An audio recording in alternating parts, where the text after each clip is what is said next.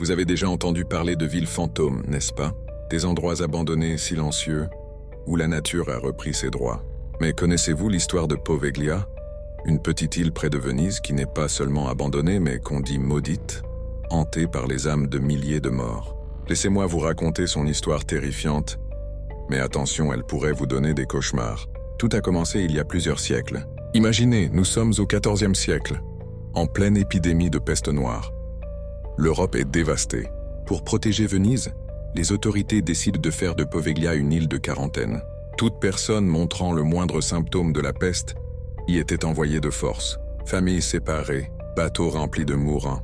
On estime que plus de 160 000 personnes y ont été envoyées pour y mourir, seules et dans d'atroces souffrances. Leurs corps étaient brûlés dans d'immenses fosses communes. On raconte que la terre de l'île est encore aujourd'hui composée à 50% de cendres humaines. Rien que ça donne froid dans le dos, n'est-ce pas? Mais l'horreur ne s'arrête pas là. Des siècles plus tard, au début du XXe siècle, on a construit un hôpital psychiatrique sur cette même île.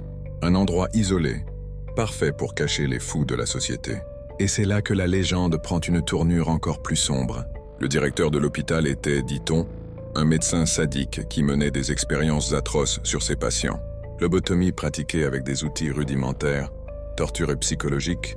Les patients se plaignaient constamment d'entendre des voix, de voir les fantômes des victimes de la peste. Mais qui allait croire des fous? Le médecin, lui, ne croyait pas à ces histoires de fantômes, jusqu'au jour où, tourmenté par les esprits qu'il avait lui-même réveillés par sa cruauté, il est devenu fou à son tour. La légende raconte qu'il a grimpé au sommet du clocher de l'hôpital et s'est jeté dans le vide. Une infirmière aurait assisté à la scène et aurait juré qu'au moment où il touchait le sol, une sorte de brume fantomatique est sortie de terre pour l'achever, l'étouffant lentement.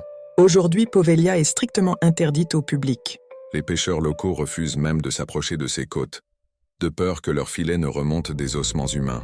Ceux qui ont bravé l'interdit parlent d'une atmosphère pesante, de chuchotements désincarnés, de cris d'agonie portés par le vent et de l'ombre d'un homme qui se jetterait encore et encore du haut du clocher. Alors, la prochaine fois que vous verrez une belle photo de Venise, rappelez-vous que non loin de là, une île entière est considérée comme l'un des endroits les plus hantés de la planète, un véritable enfer sur Terre.